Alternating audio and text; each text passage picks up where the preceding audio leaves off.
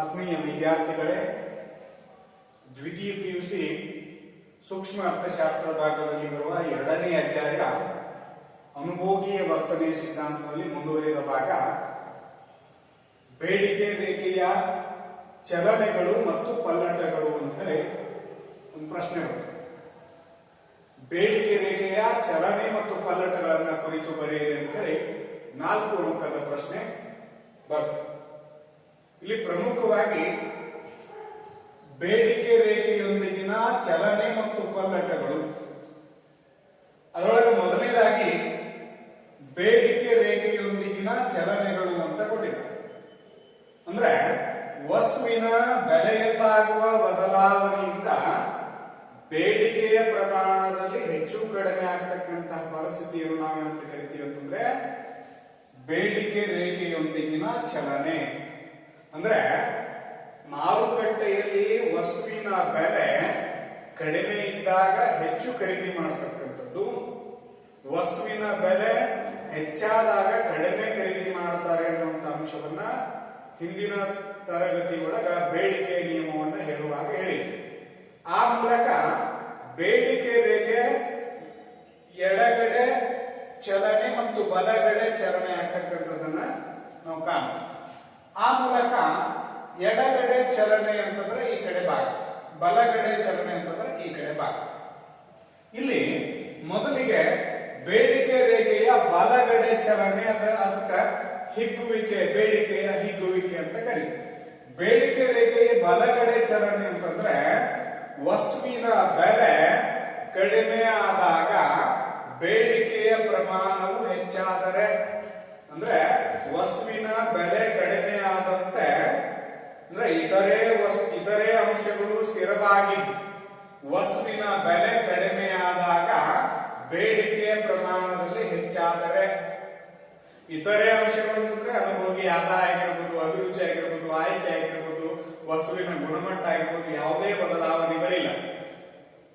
ಬರೀ ವಸ್ತುವಿನ ಇತರೆ ಅಂಶಗಳು ಸ್ಥಿರವಾಗಿದ್ದು ವಸ್ತುವಿನ ಬೆಲೆ ಕಡಿಮೆ ಆದಾಗ ವಸ್ತುವಿನ ಬೇಡಿಕೆಯ ಪ್ರಮಾಣದಲ್ಲಿ ಹೆಚ್ಚಾದರೆ ಅದನ್ನ ಬೇಡಿಕೆ ರೇಖೆಯ ಬಲಗಡೆ ಚಲನೆ ಅಥವಾ ಹಿಗ್ಗುವಿಕೆ, ಬೇಡಿಕೆಯ ಹಿಗ್ಗುವಿಕೆ ಅಂತ ಕರೀತೀವಿ. ಆ ಮೂಲಕ ವಸ್ತುವಿನ ಬೆಲೆ ಮಾರುಕಟ್ಟೆಯಲ್ಲಿ ವಸ್ತುವಿನ ಬೆಲೆಯು ಒಪಿ ಇದೆ ಎಂದು ಭಾವಿಸಿ. ಆವಾಗ ಮಾರುಕಟ್ಟೆಯಲ್ಲಿ ಒಂದು ಪೆನ್ನಿನ ಬೆಲೆ 10 ರೂಪಾಯಿ ಇದೆ ಎಂದು ಭಾವಿಸಿ. 10 ರೂಪಾಯಿಯಿಂದ 5 ರೂಪಾಯಿಗೆ ಬೆಲೆ ಇಳಿದಾಗ ಕೊಂಡುಕೊಳ್ಳುವ 10 ರೂಪಾಯಿ ಬೆಲೆಯಲ್ಲಿ 10ರಷ್ಟು ವಸ್ತುಗಳನ್ನ ಖರೀದಿ ಮಾಡ್ತಾ ಇದ್ದಾರೆ. ಆವಾಗ 10 ರೂಪಾಯಿಯಿಂದ 5 ರೂಪಾಯಿಗೆ ಬೆಲೆ ಇಳಿದಾಗ ಕೊಂಡುಕೊಳ್ಳುವ ಪ್ರಮಾಣದಲ್ಲಿ ಹೆಚ್ಚಾಗ್ತದೆ. ಆ ಮೂಲಕ ಬೇಡಿಕೆ ಬಲಗಡೆ ಬಂತಪ್ಪ ಅಂತಂದ್ರೆ ಈ ರೀತಿ ಹೆಚ್ಚಾಗುವ ಪ್ರಕ್ರಿಯೆಯನ್ನ ಬೇಡಿಕೆ ಬಲಗಡೆ ಚಲನೆ, ಬೇಡಿಕೆ ರೇಖೆಯ ಬಲಗಡೆ ಚಲನೆ ಅಥವಾ ಬೇಡಿಕೆಯ ಹಿಗ್ಗುವಿಕೆ ಅಂತ ಕರೀತೀವಿ.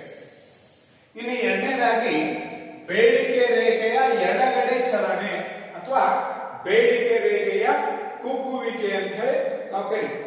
ಆ ಮೂಲಕ ವಸ್ತುವಿನ ಬೆಲೆ, ಪೆನ್ನಿನ ಬೆಲೆ 10 ರೂಪಾಯಿ ಇದ್ದದ್ದು 15 ರೂಪಾಯಿಗೆ ಹೆಚ್ಚಾದರೆ, ವಸ್ತುವಿನ ಬೆಲೆ 10 ರೂಪಾಯಿ ಇದ್ದು 15 ರೂಪಾಯಿಗೆ ಹೆಚ್ಚಾದರೆ ಮಾರುಕಟ್ಟೆಯಲ್ಲಿ ಕೊಂಡುಕೊಳ್ಳುವ ಪೆನ್ನಿನ ಪ್ರಮಾಣ 10ರಿಂದ 5ಕ್ಕೆ ಇಳಿಕೆಯಾಗುತ್ತದೆ.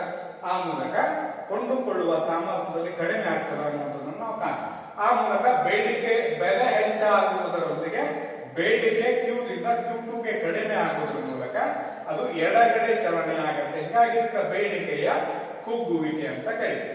ಆ ಮೂಲಕ ಬೇಡಿಕೆ ರೇಖೆಯೊಳಗೆ ಈ ಡಯಾಗ್ರಾಮ್ ಅನ್ನು ಎಕ್ಸ್ಪ್ಲೇನ್ ಮಾಡೋದಾದ್ರೆ OX ಅಕ್ಷವು ಬೇಡಿಕೆಯ ಪ್ರಮಾಣವನ್ನ, OY ಅಕ್ಷವು ಬೆಲೆಯ ಮಟ್ಟವನ್ನ, ಈ ಕಡೆ ಗೆರೆಳೆದ ಭಾಗ ಬಲಗಡೆ ಹಿಗ್ಗುವಿಕೆ, ಬೇಡಿಕೆಯ ಹಿಗ್ಗುವಿಕೆಯನ್ನ ತೋರಿಸ್ತದೆ.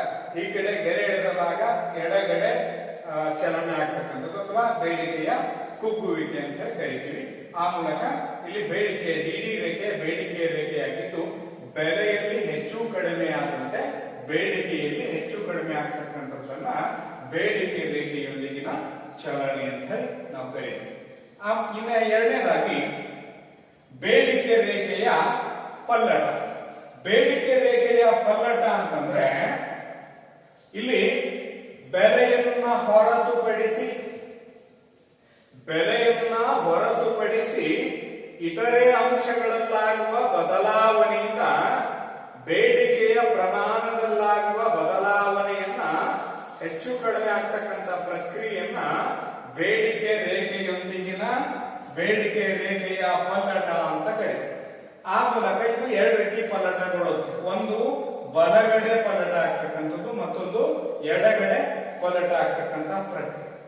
ಇಲ್ಲಿ ವಸ್ತುವಿನ ಬೆಲೆಯಲ್ಲಿ ಯಾವುದೇ ಬದಲಾವಣೆಗಳಿಲ್ಲ, ಹೌದಾ? ವಸ್ತುವಿನ ಬೆಲೆಯಲ್ಲಿ ಯಾವುದೇ ಬದಲಾವಣೆಗಳಿಲ್ಲದೆ ವಸ್ತುವಿನ ಬೇಡಿಕೆ Q1 ನಿಂದ Q1 ಗೆ ಜಾಸ್ತಿ ಆಗಿದೆ. ಅಂದ್ರೆ ಇತರೆ ಅಂಶ, ವಸ್ತುವಿನ ಬೆಲೆಯನ್ನ ನೋಡಿ, ಇತರೆ ಅಂಶಗಳು ಸ್ಥಿರವಾಗಿದ್ದು ವಸ್ತುವಿನ ಬೆಲೆಯನ್ನ ಹೊರತುಪಡಿಸಿ ಇತರೆ ಅಂಶಗಳಲ್ಲಾಗುವ ಬದಲಾವಣೆಯಿಂದ ಬೇಡಿಕೆಯ ಪ್ರಮಾಣದಲ್ಲಿ ಹೆಚ್ಚಾದರೆ ಅದನ್ನ ಬಲಗಡೆ ಪಲ್ಲಟ ಅಂತ ಕರೀತಾರೆ, ಹೌದಾ? ಇಲ್ಲಿ ವಸ್ತುವಿನ ಬೆಲೆಯನ್ನು ಬದಲಾವಣೆ ಆಗಿಲ್ಲ, ಹೌದಾ? ಆ ವಸ್ತುವಿನ ಬೆಲೆಯಲ್ಲಿ ಯಾವುದೇ ಬದಲಾವಣೆಗಳಿಲ್ಲದೆ ಇದ್ದಾಗ ಆ ವಸ್ತುವಿನ ಬೇಡಿಕೆಯ ಪ್ರಮಾಣದಲ್ಲಿ ಬದಲಾವಣೆ, ಆ ಮೂಲಕ ಅದನ್ನ ಬೇಡಿಕೆಯ ಬಲಗಡೆ ಪಲ್ಲಟ ಅಥವಾ ಬೇಡಿಕೆಯ ಏರಿಕೆ ಅಂತ ನಾವು ಕರೀತೀವಿ. ಯಾಕಂತಂದ್ರೆ ಇಲ್ಲಿ ಏನಾಗಿದೆ ಅಂತಂದ್ರೆ ಬೇಡಿಕೆಯ ರೇಖೆ ಎಡದಿಂದ ಬಲಕ್ಕೆ ಚಲನೆ ಆಗಿರ್ತಕ್ಕಂಥದ್ದು. ಅಂದ್ರೆ ಇಲ್ಲಿ ಒಂದು ಸಿಟ್ಟ ಮೂಲ ಬೇಡಿಕೆಯ ರೇಖೆ ಬಲಗಡೆ ಪಲ್ಲಟಗೊಳ್ತಕ್ಕಂಥದ್ದನ್ನ ನಾವು ಕಾಣ್ತೀವಿ. ಯಾಕಂತಂದ್ರೆ ವಸ್ತುವಿನ ಬೆಲೆಯಲ್ಲಿ ಯಾವುದೇ ಬದಲಾವಣೆಗಳಿಲ್ಲ, ಆದರೆ ಯಾರೋ ಹೇಳಿದ್ದು ಕೇಳಿ ಆ ವಸ್ತುವಿನ ಗುಣಮಟ್ಟ ಉತ್ತಮವಾಗಿದೆ, ಅದನ್ನ ತಗೊಂಡ್ರೆ ಒಳ್ಳೆಯದು ಅಂತ ಹೇಳ್ತಾರೆ. ಅವಾಗ ಈ ಪೆನ್ನಿನ ಬೇಡಿಕೆ ಏನಾಗತ್ತಪ್ಪ ಅಂತಂದ್ರೆ ಇದರಲ್ಲಿ ವಸ್ತುವಿನ ಬೆಲೆ 20 ರೂಪಾಯಿ ಇದೆ ಎಂದು ಭಾವಿಸಿ.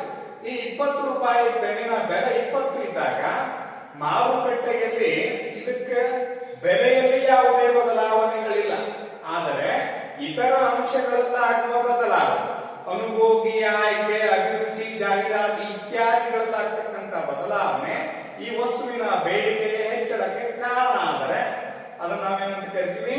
ಬೇಡಿಕೆ ರೇಖೆಯ ಬಲಗಡೆ ಪಲ್ಲಟ. ಹೇಳ್ತಾರೆ ಬಹಳ ಜನ, ಏನು ಈ ಪೆನ್ನು ಬಹಳ ಉತ್ತಮವಾಗಿದೆ, ಇದು ಬಹಳ ದಿನದವರೆಗೆ ಬರೀಬಹುದು ಅಂತ ಹೇಳಿ, ಅದು ಅದರ ಉತ್ತಮ ಗುಣಮಟ್ಟವಿದೆ ಅಂತ ಹೇಳಿ ಹೇಳಿದಾಗ ಜನ ಏನ್ ಮಾಡ್ತಾರಪ್ಪ ಅಂದ್ರೆ ಬೆಲೆ ಅಷ್ಟೇ ಇದೆ, ಆದ್ರೆ ಬೇಡಿಕೆಯ ಪ್ರಮಾಣವನ್ನ ಇಲ್ಲಿಂದ ಎ ಬಿಂದುವಿನಿಂದ ಬಿ ಬಿಂದುವಿಗೆ, ಅಂದ್ರೆ ಬೇಡಿಕೆ ರೇಖೆ, ಮೂಲ ಬೇಡಿಕೆಯ ರೇಖೆ ಬಲಗಡೆ ಪಲ್ಲಟಗೊಂಡಿತಪ್ಪ ಅಂತಂದ್ರೆ ಅದನ್ನ ನಾವೇನಂತ ಕರಿತೀವಿ? ಬೇಡಿಕೆ ರೇಖೆಯ ಬಲಗಡೆ ಪಲ್ಲಟ ಅಥವಾ ಬೇಡಿಕೆ ರೇಖೆಯ ಏರಿಕೆ ಅಂತ ನಾವು ಕರಿತೀವಿ. ಇನ್ನ ಬೇಡಿಕೆ ರೇಖೆಯ ಎಡಗಡೆ ಪಲ್ಲಟ ಅಥವಾ ಇಳಿಕೆ ಅಂತ ಕರೀತೀವಿ. ಬೇಡಿಕೆ ರೇಖೆ ಎಡಗಡೆ ಪಲ್ಲಟ ಅಂತಂದ್ರೆ ಇಲ್ಲಿ ಬೆಲೆಯನ್ನ ಹೊರತುಪಡಿಸಿ ಇತರೆ ಅಂಶಗಳಲ್ಲಾಗುವ ಬದಲಾವಣೆಯು ಬೇಡಿಕೆಯ ಪ್ರಮಾಣದಲ್ಲಿ ಕಡಿಮೆ ಮಾಡಿದರೆ ಅದನ್ನ ಬೇಡಿಕೆ ರೇಖೆಯ ಎಡಗಡೆ ಪಲ್ಲಟ ಅಂತ ಕರಿತೀವಿ, ಬೇಡಿಕೆ ರೇಖೆ ಇಳಿಕೆ ಅಂತ ಕರಿತೀವಿ. ಅಂದ್ರೆ ವಸ್ತುವಿನ ಬೆಲೆಯಲ್ಲಿ ಯಾವುದೇ ಬದಲಾವಣೆಗಳಿಲ್ಲ, ಆದರೆ ವಸ್ತುವಿನ ಗುಣಮಟ್ಟದ ಬಗ್ಗೆ ಜನ ಇದು ಸರಿ ಇಲ್ಲ ಅಥವಾ ಅದರ ಬಗ್ಗೆ ಒಲವು ಕಡಿಮೆ ಕೊಡ್ತಕ್ಕಂಥದ್ದು, ಅದರಲ್ಲಿನ ದೋಷಗಳನ್ನ ಕಂಡುಹಿಡಿತಾರೆ. ಆ ಮೂಲಕ ಅದರ ಬಗ್ಗೆ ಜನರಿಗೆ ಅರಿವು ಮೂಡಿದಂತ ಸಂದರ್ಭದೊಳಗೆ ವಸ್ತುವಿನ ಬೆಲೆಯಲ್ಲಿ ಯಾವುದೇ ಬದಲಾವಣೆಗಳಿಲ್ಲ, ಆದರೆ ಬೇಡಿಕೆಯ ಪ್ರಮಾಣದಲ್ಲಿ ಏನಾಗತ್ತಪ್ಪ ಅಂದ್ರೆ ಡಿಡಿ ಇಂದ DD1 ಗೆ ಶಿಫ್ಟ್ ಆಗಿದೆ. ಆ ಮೂಲಕ ಬೇಡಿಕೆ ರೇಖೆ Q ದಿಂದ Q1 ದಷ್ಟು ಬೇಡಿಕೆಯ ಪ್ರಮಾಣ ಕಡಿಮೆ ಆಗಿದೆ. ಇಲ್ಲಿ ಬಲಗಡೆ ಪಲ್ಲಟದೊಳಗೂ ಸೇಮ್ ನೋಡಿ, OX ಅಕ್ಷ ಬೇಡಿಕೆಯ ಪ್ರಮಾಣವನ್ನು, OY ಅಕ್ಷ ಬೆಲೆಯ ಮಟ್ಟವನ್ನು, DD ಮೂಲ ಬೇಡಿಕೆಯ ರೇಖೆಯಾಗಿದೆ. ವಸ್ತುವಿನ ಬೆಲೆಯಲ್ಲಿ ಯಾವುದೇ ಬದಲಾವಣೆಗಳಿಲ್ಲ, ಆದರೆ ಇತರ ಅಂಶಗಳಲ್ಲಾಗುವ ಬದಲಾವಣೆಯಿಂದ ಬೇಡಿಕೆ ರೇಖೆಯು ಡಿ ದಿಂದ D1 ಗೆ ಹೆಚ್ಚಾದರೆ ಇದನ್ನ ಬೇಡಿಕೆ ರೇಖೆಯ ಬಲಗಡೆ ಪಲ್ಲಟ ಅಥವಾ ಬೇಡಿಕೆ ರೇಖೆಯ ಏರಿಕೆ ಅಂತ ಹೇಳಿ ಕರೆದು. ಇನ್ನ ಈ ರೇಖಾಚಿತ್ರದೊಳಗೆ ನೋಡೋದಾದ್ರೆ OX ಅಕ್ಷ ಬೇಡಿಕೆಯ ಪ್ರಮಾಣವನ್ನ, OY ಅಕ್ಷ ಬೆಲೆಯ ಮಟ್ಟವನ್ನ ತೋರಿಸು. ಇಲ್ಲಿ ಬೆಲೆಯಲ್ಲಿ ಯಾವುದೇ ಬದಲಾವಣೆಗಳಿಲ್ಲ. ವಸ್ತುವಿನ ಗುಣಮಟ್ಟ, ಗಾತ್ರ, ಪ್ರಮಾಣ ಇತ್ಯಾದಿಗಳಲ್ಲಾಗುವ ಬದಲಾವಣೆ, ಅನುಭೋಗಿ ಆಯ್ಕೆ ಅಭಿರುಚಿಗಳಲ್ಲಾಗ್ತಕ್ಕಂಥ ಬದಲಾವಣೆ ಬೇಡಿಕೆಯನ್ನ ಡಿಡಿ ಮೂಲ ಬೇಡಿಕೆಯ ರೇಖೆಯಾಗಿದ್ದು, ಬೇಡಿಕೆಯ ರೇಖೆ ಇಲ್ಲಿಗೆ ಸಿಗ್ತಾರೆ. ಡಿಡಿಯಿಂದ ಡಿಡಿ1ಗೆ ಕಡಿಮೆ ಆಗುವುದನ್ನು ನಾವೇನಂತ ಕರಿತೀವಿ? ಬೇಡಿಕೆ ರೇಖೆಯ ಎಡಗಡೆ ಪಲ್ಲಟ. ನೋಡಿ, ಇದು ಎಡಗಡೆ ಪಲ್ಲಟ ಆಗಿರ್ತಕ್ಕಂಥ ಬೇಡಿಕೆ ರೇಖೆಯ ಎಡಗಡೆ ಪಲ್ಲಟ ಅಥವಾ ಬೇಡಿಕೆ ರೇಖೆಯ ಇಳಿಕೆ ಅಂತ ಹೇಳಿ ನಾವು ಕರಿತೀವಿ. ಆ ಮೂಲಕ ಇದನ್ನ ಕೇಳಿದ್ರಪ್ಪ ಅಂತಂದ್ರೆ ಬೇಡಿಕೆ ರೇಖೆಯೊಂದಿಗಿನ ಚಲನೆಗಳು ಮತ್ತು ಪಲ್ಲಟ. ಚಲನೆ ಅಂತಂದ್ರೆ ಬೆಲೆಯಲ್ಲಾಗುವ ಬದಲಾವಣೆಯಿಂದ ಬೇಡಿಕೆಯ ಪ್ರಮಾಣದಲ್ಲಿ ಎಡಗಡೆ ಅಥವಾ ಬಲಗಡೆ ಪಲ್ಲಟ ಚಲನೆಗೊಳ್ತಕ್ಕಂಥದ್ದನ್ನು ನಾವೇನು ಕರಿತೀವಿ? ಬೇಡಿಕೆ ರೇಖೆಯ ಚಲನೆ ಅಂತ ಕರಿತೀವಿ. ಬೆಲೆ ಕಡಿಮೆ ಆಗುವುದರ ಮೂಲಕ ಬೇಡಿಕೆಯ ಪ್ರಮಾಣ ಹೆಚ್ಚಾದರೆ ಅದನ್ನ ಬೇಡಿಕೆಯ ಬಲಗಡೆ ಚಲನೆ ಅಥವಾ ಹಿಗ್ಗುವಿಕೆ ಅಂತ ಕರೆಯುವುದು. ಇನ್ನ ಬೇಡಿಕೆ ರೇಖೆ ಎಡಗಡೆ ಚಲನೆ ಅಂತಂದ್ರೆ ಬೆಲೆಯು ಹೆಚ್ಚಾಗುವುದರ ಮೂಲಕ ಬೇಡಿಕೆಯ ಪ್ರಮಾಣದಲ್ಲಿ ಕಡಿಮೆ ಆದ ಅಂದ್ರೆ ಬೆಲೆಯಲ್ಲ ಇತರೆ ಅಂಶಗಳು ಸ್ಥಿರವಾಗಿದ್ದು ಬೆಲೆಯಲ್ಲಾಗುವ ಬದಲಾವಣೆಯಿಂದ ಬೇಡಿಕೆಯ ಪ್ರಮಾಣದಲ್ಲಿ ಹೆಚ್ಚು ಕಡಿಮೆ ಆಗುವಂತದ್ದನ್ನ ಬೇಡಿಕೆ ರೇಖೆ ಚಲನೆ ಅಂತ ಕರೀತೀವಿ. ಬೇಡಿಕೆ ರೇಖೆಯ ಪಲ್ಲಟ ಅಂತಂದ್ರೆ ಬೆಲೆಯನ್ನ ಹೊರತುಪಡಿಸಿ ಇತರೆ ಅಂಶಗಳಲ್ಲಾಗುವ ಬದಲಾವಣೆಯು ಬೇಡಿಕೆಯಲ್ಲಿನ ಬದಲಾವಣೆಗೆ ಕಾರಣವಾದರೆ ಅದನ್ನ ಬೇಡಿಕೆ ರೇಖೆಯ ಪಲ್ಲಟ ಅಂತ ಕರೀತೀವಿ. ಅಂದ್ರೆ ಇತರೆ ಬೆಲೆಯನ್ನ ಹೊರತುಪಡಿಸಿ ಇತರ ನಿರ್ಧಾರಕ ಅಂಶಗಳಲ್ಲಾಗುವ ಬದಲಾವಣೆಯಿಂದ ಬೇಡಿಕೆಯ ರೇಖೆಯು ಮೂಲ ಬೇಡಿಕೆ ರೇಖೆಯಿಂದ ಬಲಗಡೆ ಪಲ್ಲಟ ಆದರೆ ಅದನ್ನ ಬೇಡಿಕೆ ರೇಖೆಯ ಏರಿಕೆ ಅಥವಾ ಬೇಡಿಕೆ ರೇಖೆಯ ಬಲಗಡೆ ಪಲ್ಲಟ ಅಂತ ಕರೀತೀವಿ. ಇನ್ನ ಬೆಲೆಯನ್ನ ಹೊರತುಪಡಿಸಿ ಇತರ ನಿರ್ಧಾರಕಗಳಲ್ಲಾಗುವ ಬದಲಾವಣೆಯಿಂದ ಬೇಡಿಕೆಯ ಪ್ರಮಾಣ ಡಿಡಿ ರೇಖೆಯಿಂದ ಎಡಕ್ಕೆ ಪಲ್ಲಟ ಆದ್ರೆ ಅದನ್ನ ಬೇಡಿಕೆ ರೇಖೆಯ ಇಳಿಕೆ ಅಥವಾ ಎಡಗಡೆ ಪಲ್ಲಟ ಅಂತ ಹೇಳಿ ನಾವು ಕರೀತೀವಿ. ಇದನ್ನ ಪ್ರಶ್ನೆ ಇದ್ರ ಬಗ್ಗೆ ಬರ್ತದ. ಅವಾಗ ಬೇಡಿಕೆ ರೇಖೆ ಅಂದ್ರೆ ಬೇಡಿಕೆಗೆ ಸಂಬಂಧಪಟ್ಟ ರೇಖೆಗಳನ್ನ ವಿವರಣೆ ಮಾಡೋದು. ಕೆಲವು ಜನ ಬೇಡಿಕೆಗೆ ರೇಖೆ ಅಂದ್ರೆ ಇದನ್ನು ವಿವರಣೆ ಮಾಡ್ತಾರೆ, ಅದನ್ನ ಮಾಡ್ಲಿಕ್ಕೆ ಹೋಗೋದು. ಇದು ಬಜೆಟ್ ನ ರೇಖೆ ಅಂತ ಬರುತ್ತೆ. ಬಜೆಟ್ ಗಣದಲ್ಲಿನ ಬದಲಾವಣೆಗಳು. ಬಜೆಟ್ ಗಣ ಅಂತಂದ್ರೆ ಅನುಭೋಗಿಯೊಬ್ಬನು ತನ್ನ ನಿರ್ದಿಷ್ಟ ಆದಾಯದಿಂದ ಮಾರುಕಟ್ಟೆಯ ಬೆಲೆಗಳಲ್ಲಿ ಕೊಂಡುಕೊಳ್ಳಲು ಲಭ್ಯವಿರುವ ಎರಡು ಸರಕುಗಳ ಎಲ್ಲಾ ಸಂಯೋಜನೆಯನ್ನು ನಾವೇನಂತ ಕರಿತೀವಿ? ಬಜೆಟ್ ನ ಗಣ ಅಂತ ಹೇಳಿ ಕರಿತೀವಿ ಅಂತ ಹೇಳಿದ್ವಿ. ಆ ಮೂಲಕ ಬಜೆಟ್ ನ ಗಣ P1 then X1 plus P2 X2 ಇಲ್ಲಿ ಆದಾಯಕ್ಕಿಂತ ಕಡಿಮೆ ಖರ್ಚು ಅಥವಾ ಸಮನಾದ ಖರ್ಚನ್ನ ತೋರಿಸ್ತದ ಅನ್ನುವಂಥದ್ದನ್ನ ಬಜೆಟ್ ಗಣ ಅಂತ ಕರೆದಿದೆ. ಇಲ್ಲಿ ಆದಾಯಕ್ಕೆ ಸಮನಾದ ಖರ್ಚುಗಳನ್ನು ತೋರಿಸ್ತಕ್ಕಂಥದ್ದು ಬಜೆಟ್ ನ ರೇಖೆ. ಆದಾಯಕ್ಕಿಂತ ಕಡಿಮೆ ಖರ್ಚು ಮತ್ತು ಆದಾಯಕ್ಕೆ ಸಮನಾದ ಖರ್ಚುಗಳನ್ನು ತೋರಿಸ್ತಕ್ಕಂಥದ್ದು ಬಜೆಟ್ ನ ಗಣ. ಒಟ್ಟಿನಲ್ಲಿ ಬಜೆಟ್ ನ ರೇಖೆ ಅಥವಾ ಬಜೆಟ್ ನ ಗಣದಲ್ಲಿನ ಬದಲಾವಣೆಗಳಿಗೆ ಏನು ಕಾರಣ ಅನ್ನುವಂತ ಅಂಶವನ್ನು ನಾವು ತಿಳ್ಕೋಬೇಕಾಗಿದೆ. ಇಲ್ಲಿ ಅನುಭೋಗಿಯ ಆದಾಯದಲ್ಲಿನ ಬದಲಾವಣೆಗೆ ಬಜೆಟ್ ಗಣ ಅಥವಾ ಬಜೆಟ್ ನ ರೇಖೆಯಲ್ಲಾಗುವ ಬದಲಾವಣೆಯನ್ನ ನಾವು ಕಾಣ್ತೀವಿ. ಅದನ್ನ ಆ ಬದಲಾವಣೆಗಳನ್ನ ಬಜೆಟ್ ಗಣದ ಪಲ್ಲಟ ಅಂತ ಕರೀತೀವಿ. ಇದರೊಳಗ ಪ್ರಮುಖವಾಗಿ ಬಜೆಟ್ ರೇಖೆಯ ಬಲಗಡೆ ಬಜೆಟ್ ಗಣದ ಬಲಗಡೆ ಪಲ್ಲಟ ಅಂತ ಬರುತ್ತೆ. ಬಜೆಟ್ ಗಣದ ಬಲಗಡೆ ಪಲ್ಲಟ ಅಂತಂದ್ರೆ ವಸ್ತುವಿನ ಬೆಲೆಯು ಸ್ಥಿರವಾಗಿ ನೋಡಿ, ವಸ್ತುವಿನ ಬೆಲೆ ಸ್ಥಿರವಾಗಿದ್ದು ಅನುಭೋಗಿಯ ಆದಾಯವು ಹೆಚ್ಚಾದಾಗ ಆತನ ಕೊಂಡುಕೊಳ್ಳುವ ಸಾಮರ್ಥ್ಯ ಹೆಚ್ಚಾಗ್ತದೆ. ಯಾಕಂದ್ರೆ ವಸ್ತುವಿನ ಬೆಲೆ 10 ರೂಪಾಯಿ ಆಗಿದೆ ಎಂದಾಗ ಅನುಭೋಗಿಯ ಆದಾಯವು ನೋಡಿ, ವಸ್ತುವಿನ ಬೆಲೆ 10 ರೂಪಾಯಿ ಆಗಿದೆ ಎಂದಾಗ ಅನುಭೋಗಿಯ ಆದಾಯವು 10 ರೂಪಾಯಿ ಇದ್ದಾಗ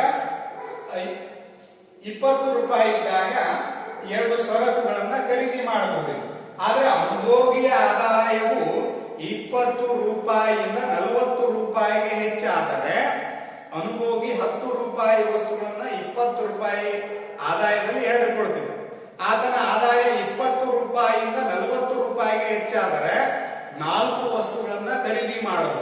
ಹಿಂಗಾಗಿ ಅನುಭೋಗಿಯ ವಸ್ತುವಿನ ಬೆಲೆಯಲ್ಲಿ ಬದಲಾವಣೆ ಇಲ್ಲ. ಅನುಭೋಗಿಯ ಆದಾಯ ಹೆಚ್ಚಾದಂತೆ ಅದನ್ನ ಕೊಂಡುಕೊಳ್ಳುವ ಸಾಮರ್ಥ್ಯ ಹೆಚ್ಚಾಗುತ್ತದೆ. ಆ ಮೂಲಕ ಮೂಲ ಬಜೆಟ್ನ ರೇಖೆ ಬಲಗಡೆ ಪಲ್ಲಟಗೊಳ್ಳುತ್ತದೆ. ಬಲಗಡೆ ಪಲ್ಲಟಗೊಂಡಾಗ ಆತನ ಕೊಳ್ಳುವ ಸಾಮರ್ಥ್ಯ ಹೆಚ್ಚಾಗುತ್ತದೆ ಎಂದರ್ಥ. ನೋಡಿ, OX ಅಕ್ಷ ಬಾಳೆಹಣ್ಣುಗಳ ಪ್ರಮಾಣವನ್ನ, OY ಅಕ್ಷ ಮಾವಿನ ಹಣ್ಣುಗಳ ಪ್ರಮಾಣವನ್ನ, ಇಲ್ಲಿ ನೋಡಿ MP2 ರೇಖೆ, MP1 ರೇಖೆ, ಇದು ಮೂಲ ಬಜೆಟ್ನ ರೇಖೆ.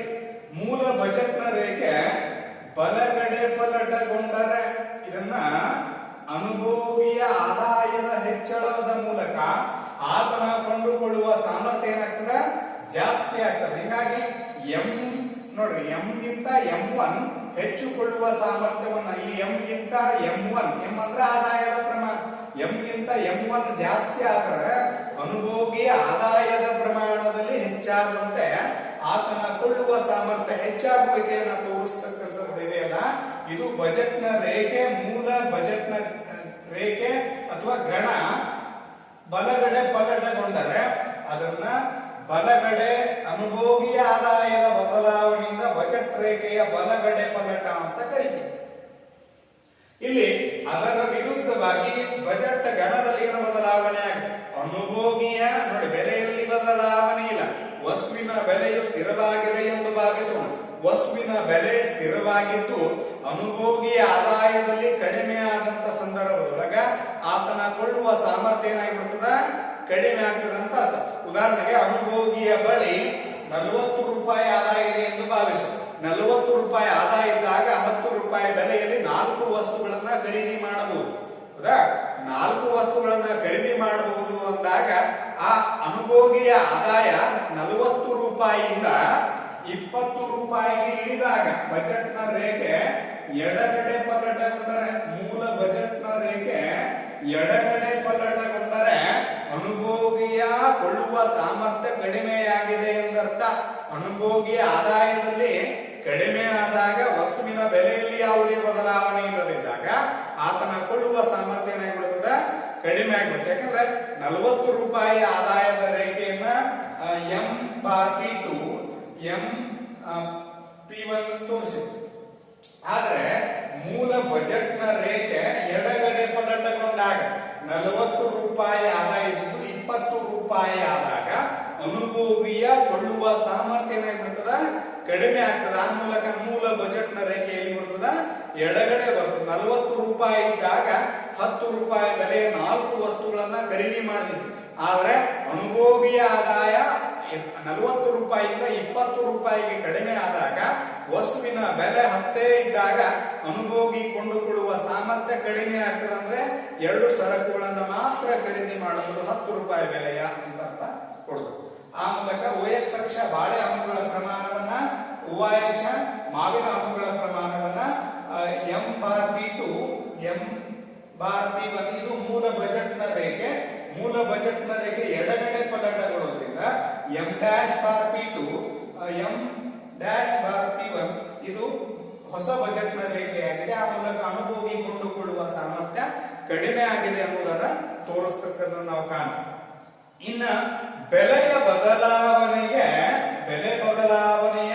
ಪರಿಣಾಮವಾಗಿ ಬಜೆಟ್ ಗಣದ ಪಲ್ಲಟನೆ ಅಂದ್ರೆ ಬರೀ ಅನುಭೋಗಿ ಆದಾಯದಲ್ಲಿ ಬದಲಾವಣೆ ಆಗುವುದರ ಮೂಲಕ ಬಜೆಟ್ನ ಘನದಲ್ಲಿ ಅಥವಾ ಬಜೆಟ್ನ ರೇಖೆಯಲ್ಲಿ ಬದಲಾವಣೆ ಆಗುತ್ತೆ ಅನ್ನುವಂತ ಅಂಶವನ್ನು ತಿಳ್ಕೊಂಡ್ವಿ.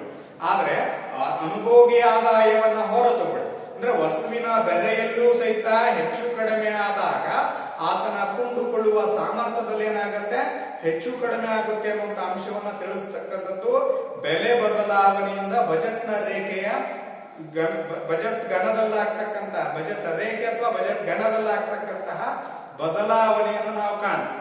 ಆ ಮೂಲಕ ಬೆಲೆ ಬದಲಾವಣೆಯಿಂದ ಬಜೆಟ್ ಗಣದ ಬೆಲೆ ಬದಲಾವಣೆಯ ಪರಿಣಾಮ ಬಜೆಟ್ ಗಣದ ಪಲ್ಲಟ ಅಥವಾ ಬಜೆಟ್ನ ರೇಖೆಯ ಪಲ್ಲಟ ಅಂತ ಕರೀತೀವಿ. ಅಂದ್ರೆ ಇಲ್ಲಿ OX ಅಕ್ಷ ಬಾಳೆಹಣ್ಣುಗಳ ಪ್ರಮಾಣವನ್ನ, OY ಮಾವಿನ ಹಣ್ಣುಗಳ ಪ್ರಮಾಣವನ್ನ ಸೂಚಿಸುತ್ತದೆ.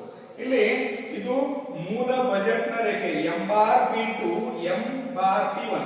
ಆದ್ರೆ ಮೂಲ ಬಜೆಟ್ನ ರೇಖೆ ಬಲಗಡೆ ಪಲ್ಲಟಗೊಂಡಿದೆ. ಕಾರಣ ಇಷ್ಟೇ, ಅನುಭೋಗಿಯ ಆದಾಯ ಸ್ಥಿರವಾಗಿದೆ ಎಂದು ಭಾವಿಸು. ವಸ್ತುವಿನ ಬೆಲೆ ಕಡಿಮೆ ಆದಾಗ, ವಸ್ತುವಿನ ಬೆಲೆ ಕಡಿಮೆ ಆದಾಗ ಆತನ ಕೊಂಡುಕೊಳ್ಳುವ ಸಾಮರ್ಥ್ಯ ಏನಾಗಿಬಿಡ್ತದ, ಹೆಚ್ಚಾಗಿ. ಉದಾಹರಣೆಗೆ ಅನುಭೋಗಿಯ ಬಳಿ 20 ರೂಪಾಯಿ ಆದಾಯ ಇದೆ ಎಂದು ಭಾವಿಸು.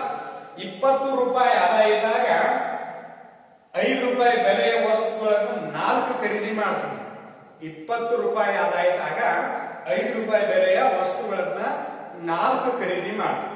ಒಂದು ವೇಳೆ ಅನುಭೋಗಿಯ ಆದಾಯ 20 ರೂಪಾಯಿಯಿಂದ 30 ರೂಪಾಯಿಗೆ ಹೆಚ್ಚಾದಾಗ ಆದಾಯದಲ್ಲಿ ಏನು ಬದಲಾವಣೆ ಇಲ್ಲ. ಒಂದು ವೇಳೆ ನೋಡಿ, ವಸ್ತುವಿನ ಬೆಲೆ ಕಡಿಮೆ ಆದಾಗ 10 ರೂಪಾಯಿ ಇದೆ ಎಂದು ಭಾವಿಸೋಣ. ಯಾಕಂದ್ರೆ ನಮ್ಗೆ ಲೆಕ್ಕಾಚಾರಕ್ಕೆ ಅನುಕೂಲ ಆಗುವ ದೃಷ್ಟಿಗಳನ್ನು ನೋಡೋದಾದ್ರೆ, ಅನುಭೋಗಿಯ ಬಳಿ 20 ರೂಪಾಯಿ ಆದಾಯ ಇದೆ ಎಂದು ಭಾವಿಸು. 10 ರೂಪಾಯಿ ಬೆಲೆಯ 2 ವಸ್ತುಗಳನ್ನ ಖರೀದಿ ಮಾಡಬಹುದಿತ್ತು. ಆದರೆ ಅನುಭೋಗಿಯ ಸರಕುಗಳ ಬೆಲೆ, ಅನುಭೋಗಿ ಸರಕಿನ ಬೆಲೆ 10 ರೂಪಾಯಿಯಿಂದ 20 ರೂಪಾಯಿಗೆ ಹೆಚ್ಚಾದಾಗ 10 ರೂಪಾಯಿಯಿಂದ ಆದಾಯದಲ್ಲಿ ಬದಲಾವಣೆ ಇಲ್ಲ.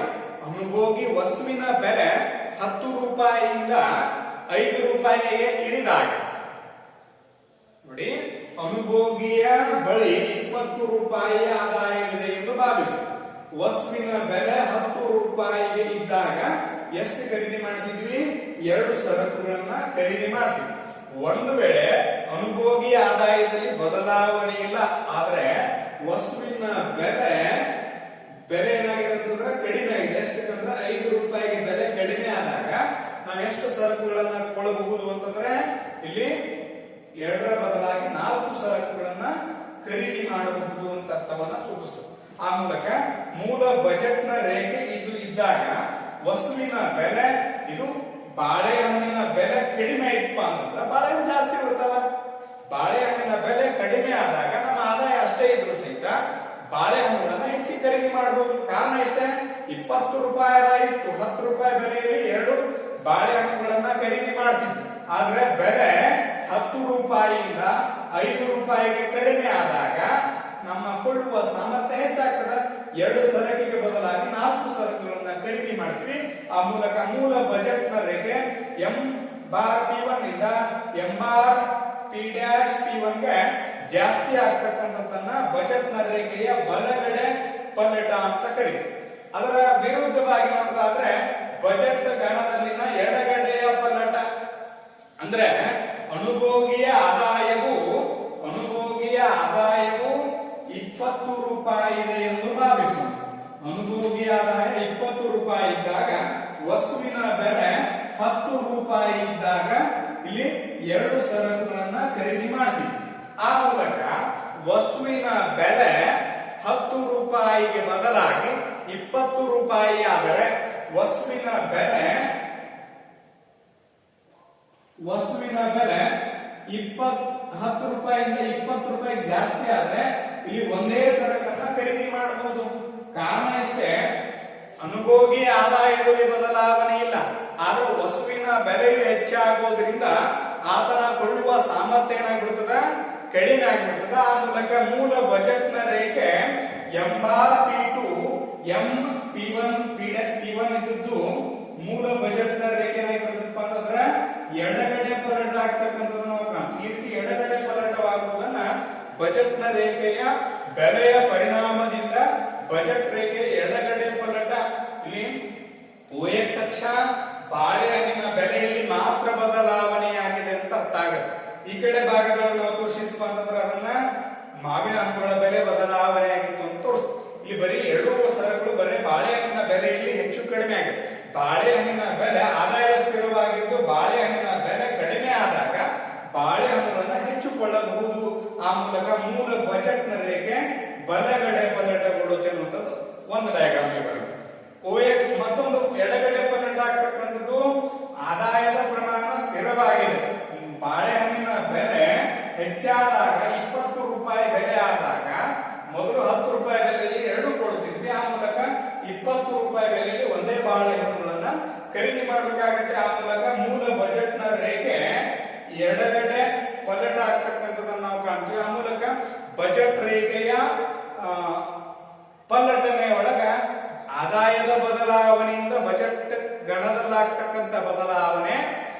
ಬೆಲೆಯಲ್ಲಾಗುವ ಬದಲಾವಣೆಯಿಂದ ಬಜೆಟ್ ಗಣದಲ್ಲಾಗ್ತಕ್ಕಂತಹ ಬದಲಾವಣೆಯನ್ನ ಇದು ತೋರಿಸ್ಕೊಡ್ತದೆ.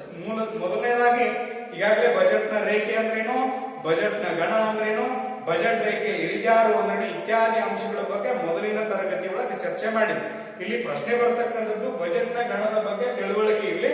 ಆದ್ರೆ ಬಜೆಟ್ನ ನೋಡಿ ಬೇಡಿಕೆ ರೇಖೆಯೊಂದಿಗಿನ ಚಲನೆ ಮತ್ತು ಪಲ್ಲಟಗಳಿಗೆ ಸಂಬಂಧಪಟ್ಟಂತಹ ಪ್ರಶ್ನೆ ಬರ್ತದ. ಇದನ್ನ ಸರಿಯಾಗಿ ಅದನ್ನ ನೋಡ್ಕೊಳ್ಳಿ ಅಂತ ಹೇಳ್ತಾ ಇವತ್ತಿನ ತರಗತಿಗೆ ವಿರಾಮ ನೀಡ್ತೇನೆ. ಆದಷ್ಟು ಜನ ಇದನ್ನ ಸರಿಯಾಗಿ ಇಂಪಾರ್ಟೆಂಟ್ ಕ್ವಶನ್ ಇರೋದ್ರಿಂದ ಬೇಡಿಕೆಯ ರೇಖೆಯೊಂದಿಗಿನ ಚಲನೆ ಮತ್ತು ಪಲ್ಲಟಗಳು ಇದು ಪ್ರಶ್ನೆ ಬರ್ತದ. ಇದು ಅಷ್ಟೇನು ಇಂಪಾರ್ಟೆಂಟ್ ಅಲ್ಲ. ಆದ್ರೆ ಬಜೆಟ್ ಗಣ ಮತ್ತು ಬಜೆಟ್ ರೇಖೆ ಕುರಿತು ಬರೆದ್ರೆ ಅದನ್ನ ಈಗಾಗಲೇ ಹೇಳಿದ್ವಿ. ಇದಕ್ಕೆ ಸಂಬಂಧಪಟ್ಟಾಗ 4 ಅಥವಾ 4 ಅಂಕದ ಪ್ರಶ್ನೆ ಮೋಸ್ಟ್ಲಿ 6 ಅಂಕದ ಇರ್ಬೋದು. ನೋಡೋಣ 4 ಅಥವಾ 6 ಅಂಕದ ಪ್ರಶ್ನೆ ಒಳಗೆ ಇದು ಕವರ್ ಆಗ್ತದೆ. ಅದಕ್ಕೆ ಸಂಬಂಧಪಟ್ಟಂಗೆ ಸ್ಟಡಿ ಮಾಡ್ರಿ ಅಂತ ಹೇಳ್ತಾ ಧನ್ಯವಾದಗಳು.